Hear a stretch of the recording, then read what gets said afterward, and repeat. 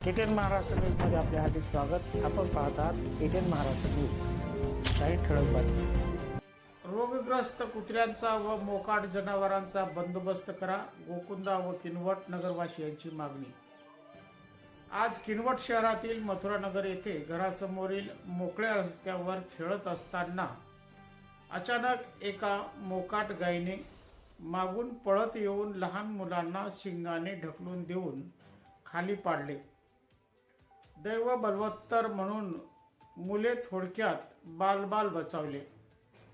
अशा घटना शहरात वारंवार घडत आहेत.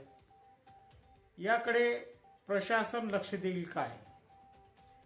गोकुंदा व ग्रामपंचायत व किनवट नगरपालिका हद्दीमध्ये सध्या मोकाट जनावरे आणि कुत्र्याने उच्छाद मांडलेला असून आतापर्यंत चर्मरोग झालेल्या रोगग्रस्त कुत्र्यांची भर पडली आहे. शहरात शेकडो कुत्री अंगावरील चामडी सोडलेले अवस्थेमध्ये फिरत असून त्यांच्यामुळे नागरिकांच्या आरोग्याचा प्रश्न या ठिकाणी निर्माण झालेला आहे. मात्र याकडे ग्रामपंचायत व नगरपालिका प्रशासनाचे संपूर्ण दुर्लक्ष होत आहे. गोकुंदा व ग्रामीण भागातील प्रत्येक गल्लीत कमीत कमी 50 ते 60 कुत्र्यांच्या व जनावरांच्या झुंडी पाहायला मिळत आहेत. रात्रीच्या वेळी एकट्या दुकट्या व्यक्तीला रस्त्यावरून चालणेही मुश्किल झालेले आहे. यापूर्वी अनेक नागरिकांवर या कुत्र्यांनी व जनावरांनी हल्ले करून जखमी केले आहे.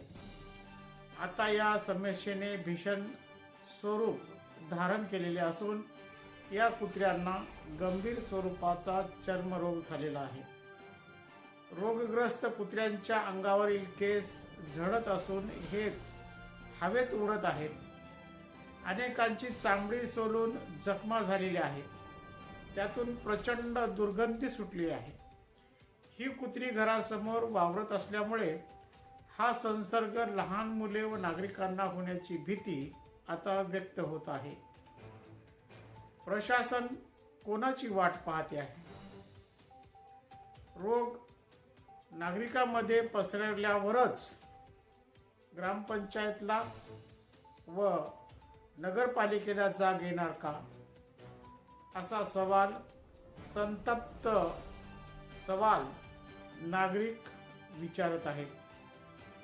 मोकाट जनावरांचा बंदोबस्त करण्यात गोकुंदा ग्रामपंचायत व किनवट नगरपालिका सपशेल अपयशी ठरली आहे. वाढत चाललेली ही समस्या आटोक्यात आणण्यासाठी ग्रामपंचायतने व किनवट नगरपालिकेने त्वरित काळजी घेऊन होणाऱ्या व संभाव्य धोका टाळण्याचा प्रयत्न करावा, अशी भावना गोकुंदा व किनवट नगरातील नागरिकांकडून व्यक्त होत आहे. परिसरातील घडामोडी पाहण्यासाठी पाहत रहा ATN Maharashtra news. Channel subscribe करा, लाईक करा, पुढील ग्रुपवर शेअर करा.